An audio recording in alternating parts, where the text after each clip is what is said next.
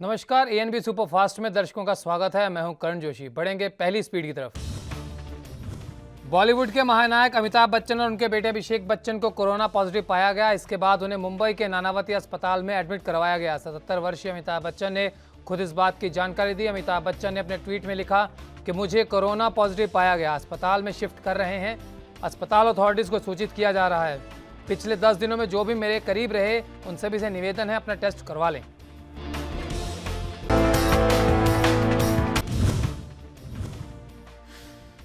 तो वहीं अभिषेक बच्चन ने भी अपने कोरोना संक्रमित होने की जानकारी ट्वीट करके साझा की। अभिषेक ने अपने ट्वीट में लिखा, मुझे और मेरे पिता को कोरोना पॉजिटिव पाया गया। हम दोनों में ही बहुत हल्के लक्षण पाए गए और हमें अस्पताल में भर्ती कर लिया गया। हमने सभी ज़रूरी अथॉरिटीज़ को इसकी जानकारी दे दी। हमारे परिवार व बाकी स्टाफ का टेस्ट किया जा रहा है। मैं सभी से निवेदन करता हूँ कि धैर्य बनाए रखें और पैनिक ना हो। शुक्रिया।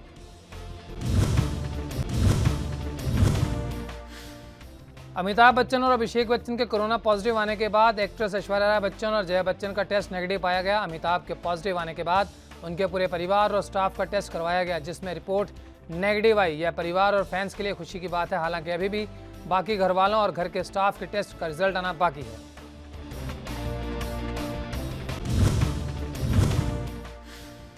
तो वहीं अभिषेक बच्चन की बात करें तो उनकी debut web series breathe into the shadows 10 जुलाई को रिलीज हुई। पिछले कई दिनों से अभिषेक इस वेब सीरीज की डबिंग के लिए स्टूडियो जा रहे थे। उन्हें कई बार डबिंग स्टूडियो के बाहर मास्क लगाए स्पॉट किया गया था। अभिषेक ने अपने कोरोना पॉजिटिव होने की बात की पुष्टि करते हुए ट्वीट किया और बताया कि वह भी अमिताभ की तरह नानावती अस्पताल में भर्ती हो चुके हैं।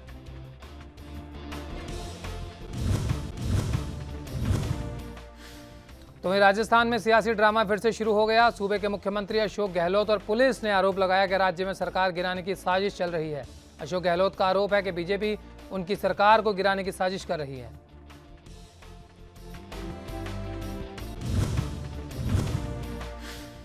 सीएम गहलोत ने कहा कि दिल्ली में बैठे बीजेपी के केंद्रीय नेता कोरोना संकट काल में भी साजिश रच रहे हैं।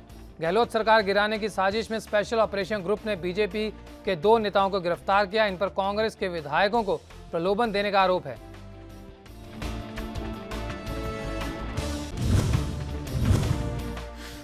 तो वहीं बीजेपी के बहाने राजस्थान के उप मुख्यमंत्री सचिन पायलट और मुख्यमंत्री अशोक गहलोत आमने सामने आ गए। राजस्थान के मुख्यमंत्री अशोक गहलोत ने अपनी सरकार को गिराने की साजिश का खुलासा करने का दावा किया। तो वहीं सीएम अशोक गहलोत ने कहा कि जब एक बार मुख्यमंत्री बन गया तो बाकी लोगों को शांत हो जाना चाहिए और काम करना चाहिए। गहलोत का इशारा पायलट की तरफ था।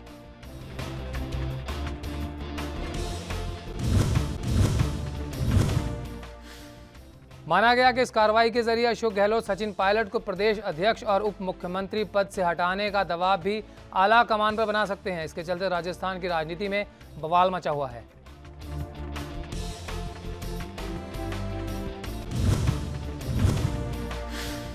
प्रधानमंत्री नरेंद्र मोदी ने रेलवे के 100% विद्युतीकरण की योजना को मंजूरी दे दी। रेलवे ने शनिवार को इसकी घोषणा की। रेल मंत्री पीयूष गोयल ने कहा कि हम 100 इलेक्ट्रिफाइड रेल नेटवर्क बनाने वाले हैं, जो कि 120,000 किलोमीटर का ट्रैक होगा। गोयल ने कहा कि 2030 तक हम उम्मीद करते हैं कि भारत दुनिया का सबसे बड़ा ग्रीन रेलवे होगा।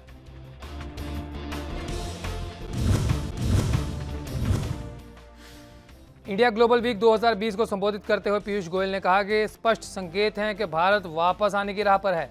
हमने हमेशा तेजी से वापसी करने की क्षमता दिखाई है। ऐतिहासिक दृष्टि से भारत को कई चुनौतियों का सामना करना पड़ा, लेकिन हम हमेशा तेजी से वापसी करने की क्षमता दिखाते आए हैं।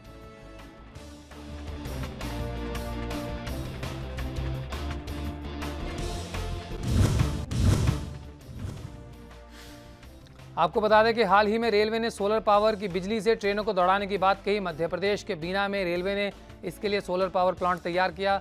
इससे 1.7 मेगावाट की बिजली पैदा होगी और सीधे ट्रेनों के ओवरहेड तक पहुंचेगी। रेलवे का दावा है कि भारत ऐसा करने वाला दुनिया का पहला देश है।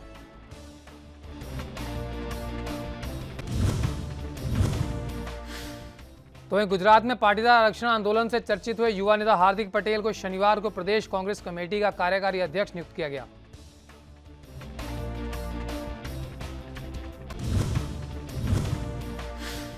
कांग्रेस पार्टी के संगठन महासचिव के.सी. वेणुगोपाल की ओर से जारी किए गए बयान के मुताबिक कांग्रेस अध्यक्ष सोनिया गांधी ने हार्दिक पटेल की तत्काल प्रभाव से नियुक्ति को स्वीकृति प्रदान की। खबर है कि कांग्रेस का एक खेमा हार्दिक को मोरबी सीट से चुनाव लड़ाए जाने का पक्षधर है।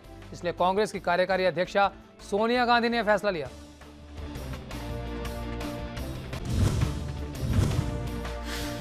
तो वहीं पटेल गुजरात में कुछ साल पहले पाटीदार आरक्षण आंदोलन का चेहरा बनकर उभरे थे और बाद में वह कांग्रेस में शामिल हो गए थे। अमित चावड़ा गुजरात कांग्रेस के अध्यक्ष हैं। उन्होंने ट्वीट कर कहा कि हमारे युवा साथी हार्दिक पटेल को गुजरात कांग्रेस के कार्यकारी अध्यक्ष बनाए जाने पर हार्दिक बधाई।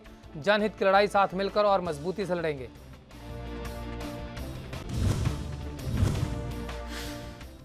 गुजरात प्रदेश कांग्रेस के कार्यकारी अध्यक्ष नियुक्त किए जाने के बाद हार्दिक पटेल ने कहा कि वह पूरी गंभीरता से इस जिम्मेदारी को निभाएंगे। पटेल ने कहा कि वह जनता का विश्वास जीतने और खासकर बेरोजगार युवकों तथा किसानों की समस्याओं के समाधान के लिए काम करेंगे। कांग्रेस ने महेंद्र सिंह परमार को आनंद चौधरी को सूरत, यासीन गज्जन को देवभूमि, द्वारिका का जिला कांग्रेस कमेटियों का अध्यक्ष नियुक्त किया।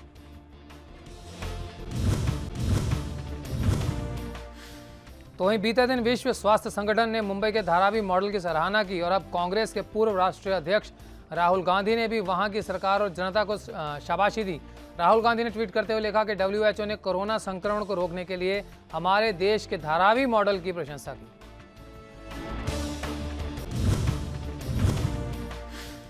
तो वहीं राहुल ने कहा कि धारावी की इस उपलब्धि के लिए जिम्मेदार पूरी टीम और खास तौर पर वहां की जनता को शाबाशी दी जाए। WHO ने मुंबई के सबसे बड़े स्लम एरिया धारावी में कोरोना वायरस के ब्रेक के लिए तारीफ की। WHO की तरफ से बीते दिन कहा गया कि धारावी में कोरोना वायरस को रोकने के लिए किए गए प्रयासों की बदौलत यह इलाका कोरोना से फ्री होने की कगार पर है। उन्होंने कहा कि राष्ट्रीय एकता और वैश्विक एकजुटता के साथ मिलकर ही इस महामारी को रोका जा सकता है।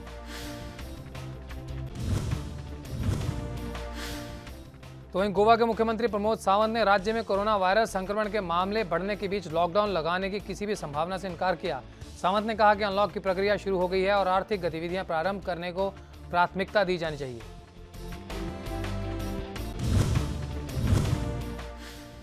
पंजाब के सीएम कैप्टन अमरिंदर सिंह ने पीएम मोदी, मानव संसाधन विकास मंत्रालय और UGC को पत्र लिखा और मांग की कि विश्वविद्यालयों की परीक्षाओं को रद्द किया जाए या फिर इस पूरे मामले पर राज्यों को फैसला लेने का अधिकार दिया जाए।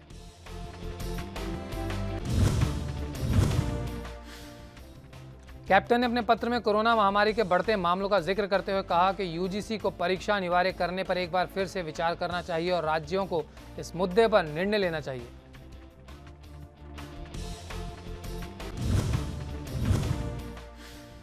आत्मनिर्भर भारत पर इंडिया ग्लोबल वीक में यूपी के सीएम योगी ने निवेश के बारे में जानकारी दी और उत्तर प्रदेश में मिलने वाली सुविधाओं के बारे में भी जानकारी दी।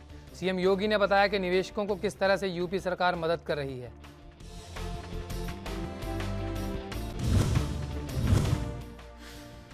हरियाणा के पंचकुला के अभयपुर में एक 15 वर्षीय लड़के में कोरोना का संक्रमण पाया गया, जिसके बाद उसने परिवार के साथ घर से भागने की योजना बनाई। इस बात की सूचना मिलने पर सेक्टर 19 चौकी पुलिस ने लड़के को पकड़ लिया और अस्पताल में भर्ती करवाया।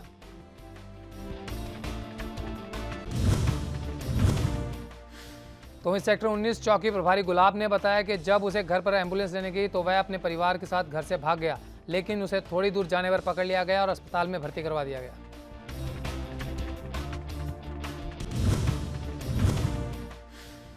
यूपी के झांसी में फर्जी पुलिस अधिकारी असली पुलिस के हत्थे चढ़ गया। पुलिस अधिकारी ने एक जानकारी दी कि एक युवक ने फर्जी एसएसपी बनकर जिले के मऊरानीपुर थाना अध्यक्ष संजय कुमार गुप्ता को फोन करके दूसरे आरोपी का ध्यान रखने को कहा और साथ में खुद को झांसी का एसएसपी बताया। आवाज एसएसपी की नहीं होने पर एसएचओ ने कंफर्म किया और फर्जी पुलिस अधिकारी को धर दबोचा। अब दोनों आरोपी पुलिस की गिरफ्त में हैं।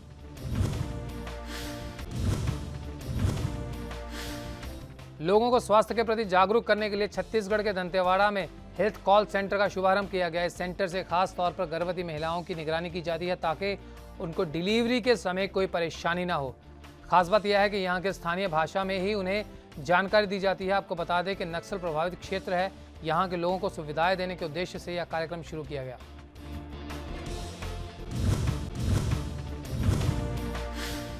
राष्ट्रीय जांच एजेंसी की टीम ने एक कार्रवाई में केरल सोना तस्करी मामले में आरोपी स्वप्ना सुरेश और उसके साथी संदीप नायर को हिरासत में लिया। दोनों को ट्रांजिट रिमांड के लिए NIA कोर्ट में पेश किया जाएगा।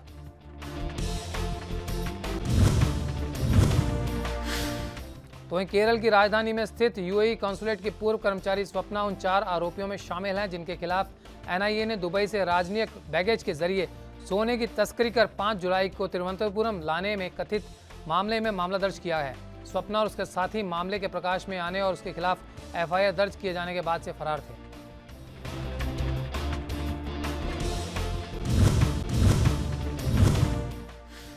केंद्रीय गृह मंत्री अमित शाह ने शनिवार को सांसद आदर्श ग्राम योजना के तहत अपने गांधीनगर लोकसभा क्षेत्र में 5 गांवों को चुनने की घोषणा की। शाह के गांधीनगर लोकसभा कार्यालय से जारी बयान में बताया गया कि इस योजना के लिए अहमदाबाद जिले के साणंद तालुका के मानकोल और मोदसार, गांधीनगर जिले के कालोल तालुका के बिलेश्वरपुरा और रामनगर और गांधीनगर तालुका के रूपपाल को चुना गया।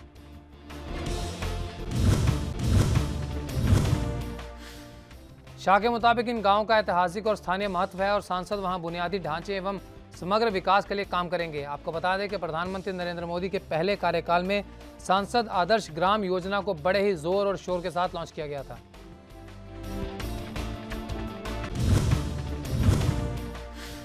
योजना की घोषणा पीएम मोदी ने 2014 में 15 अगस्त के अवसर पर लाल किले के प्राचीर से अपने भाषण में की थी।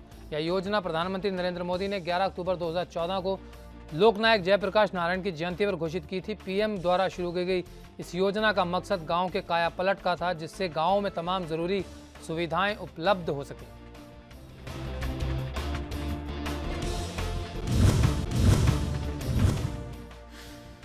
सदाबहार एक्ट्रेस रेखा के सुरक्षा गार्ड का कोरोना टेस्ट पॉजिटिव आया। इसके बाद मुंबई में उनके बंगले को बीएमसी ने सील कर दिया। करण जौहर, जानवी कपूर, आमिर खान के स्टाफ के बाद अभिनेत्री रेखा के सुरक्षा गार्ड का कोरोना टेस्ट पॉजिटिव आया। रेखा का बंगला मुंबई के बांद्रा इलाके में स्थित है और इसका नाम सी स्प्रिंग्स है। उनमें से एक का कुछ दिन पहले कोरोना का टेस्ट किया गया था और उनका मुंबई के बीकेसी में इलाज चल रहा है। बीएमसी ने पूरे क्षेत्र को भी सैनिटाइज कर दिया।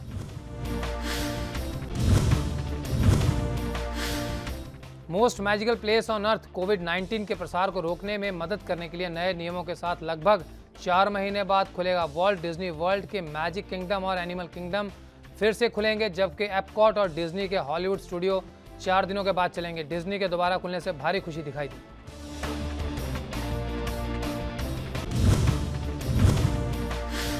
वहीं अमेरिकी राष्ट्रपति डोनाल्ड ट्रंप ने शनिवार को एक सैन्य अस्पताल की यात्रा के दौरान एक मास्क पहना। ऐसा पहली बार हुआ कि ट्रंप को सार्वजनिक रूप से मास्क पहने हुए देखा गया। इस दौरान स्वास्थ्य कर्मियों द्वारा कोरोना से बचाव की चर्चा की गई।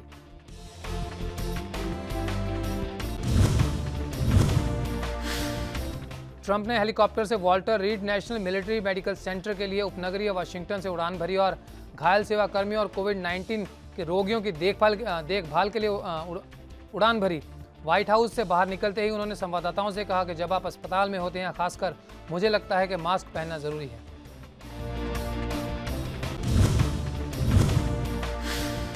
दुनिया भर में कोरोना वायरस संक्रमण थमने का नाम नहीं ले रहा। लगातार मामले बढ़ रहे हैं और ज़्यादा से ज़्यादा लोग इस खतरे की चपेट में आ रहे हैं। दुनिया में अब तक पिछले 24 घंटों में 2.14 लाख नए मामले सामने आए, जबकि 4,996 लोगों की मौत हो गई।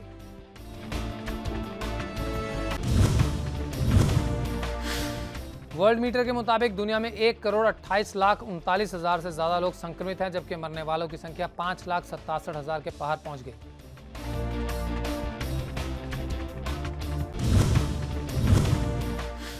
हालांकि राहत की बात यह है कि ठीक होने वालों का आंकड़ा लगातार बढ़ रहा है। अब तक 74 लाख से ज़्यादा लोग इस बीमारी से ठीक हो चुके हैं। तो वहीं दुनिया भर में अभी भी 47,94,000 एक्टिव केस हैं। इनका इलाज जारी है। WHO ने भी कहा कि इस वायरस के कारण स्थिति लगातार खराब हो रही है। अमेरिका अभी भी कोरोना से सबसे ज़्यादा प्रभावित देशों की लिस्ट में सबसे ऊपर है। यहाँ अब तक 33 लाख से ज़्यादा लोग संक्रमण के शिकार हो चुके हैं, जबकि 1,37,000 से ज़्यादा लोगों की जान जा चुकी है। वहीं ब्राज़ील में भी कोरोना का कहर बरकरार है। ब्राज़ील में 18 लाख से ज़्यादा लोग वायरस से संक्रमित हैं। ब्राज़ील के बाद भारत और रूस के संक्रमितों की संख्या दुनिया में सबसे ज़्यादा बढ़ रही है।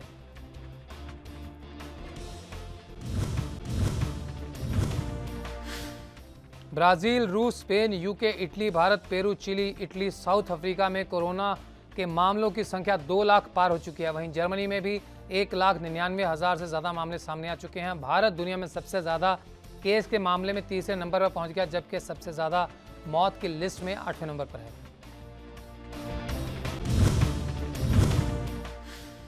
बिहार में विधानसभा चुनाव कराने को लेकर उप मुख्यमंत्री सुशील कुमार मोदी ने प्रतिक्रिया दी। साथ ही इशारों में उन राजनीतिक दलों पर भी निशाना साधा जो कोरोना वायरस की वजह से विधानसभा चुनाव टालने की मांग कर रहे हैं।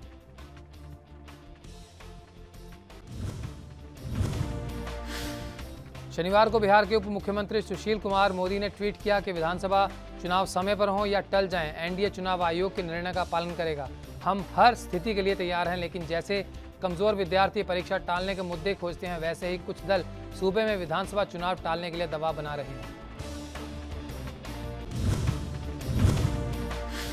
तो वहीं सुशील मोदी के इस ट्वीट के बाद से सवाल उठ रहे हैं कि आखिर उनका निशाना किसकी तरफ था, आरजेडी नेता तेजस्वी यादव या फिर लोक जनशक्ति पार्टी के राष्ट्रीय अध्यक्ष चिराग पासवान की तरफ।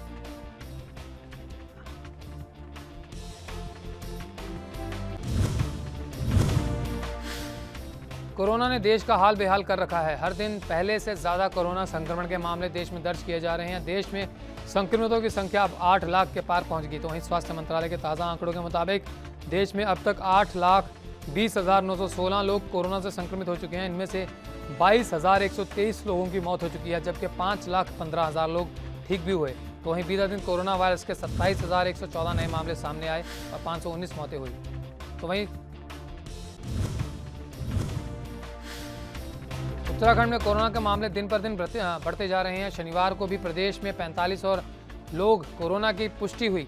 इसके साथ ही रिकवरी भी 80% से खिसककर 79.54% पर आ गई। तो वहीं 9 दिन पहले 500 से नीचे पहुंची भर्ती मरीजों की संख्या भी अब बढ़कर 623 हो गई।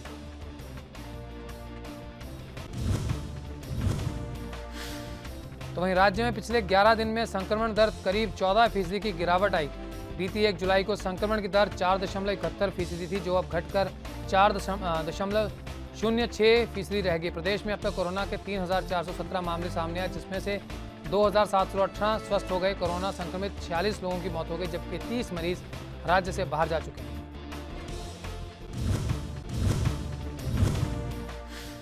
तो मध्य प्रदेश में कोरोना वायरस के मामले तेजी से बढ़ते जा रहे हैं। राज्य के इंदौर जिले में कोरोना वायरस का कहर सबसे ज्यादा देखा गया। शनिवार को 84 पॉजिटिव मरीजों की संख्या से शहर में कोरोना संक्रमण फिर से बढ़ने लगा। 24 घंटे में संक्रमण दर बढ़कर 6% के करीब पहुंच गई, जबकि शुक्रवार को ही यह आंकड़ा 5% के आसपास था।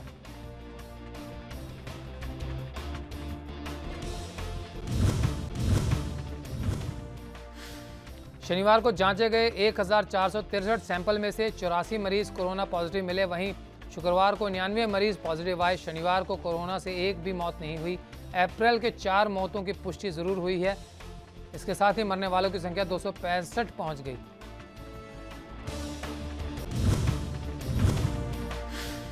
तो वहीं कानपुर गोलीकांड की जांच के लिए अब SIT का गठन किया जा चुका है। कानपुर में 8 पुलिसकर्मियों की गैंगस्टर विकास दुबे और उनके साथियों ने हत्या की थी। इस मामले की जांच के लिए अपर मुख्य सचिव संजय भूसरेड्डी की अध्यक्षता में SIT का गठन किया गया। SIT को इस महीने के अंत तक जांच पूरी करके रिपोर्ट शासन को सौंपनी है।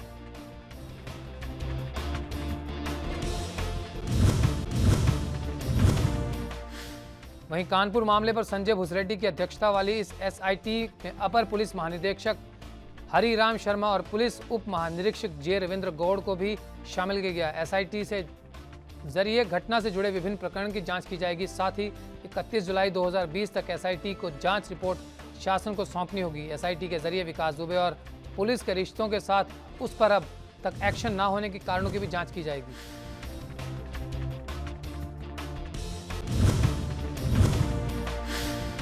दिल्ली के मुख्यमंत्री अरविंद केजरीवाल ने PM नरेंद्र मोदी को एक पत्र लिखकर केंद्रीय विश्वविद्यालयों की परीक्षाएं रद्द करने की मांग की। यूनिवर्सिटी ने PM से अपील की कि DU समेत सभी केंद्रीय विश्वविद्यालयों की परीक्षाएं कैंसिल कर दी जाएं। केजरीवाल ने मोदी को लिखे पत्र में कहा कि हमें केंद्र सरकार और विश्वविद्यालय अनुदान आयोग से छात्रों के बड़े हित में उनके दिशा निर्देशों को बदलने और उनकी अंतिम सेमेस्टर परीक्षाओं को रद्द करने का अनुरोध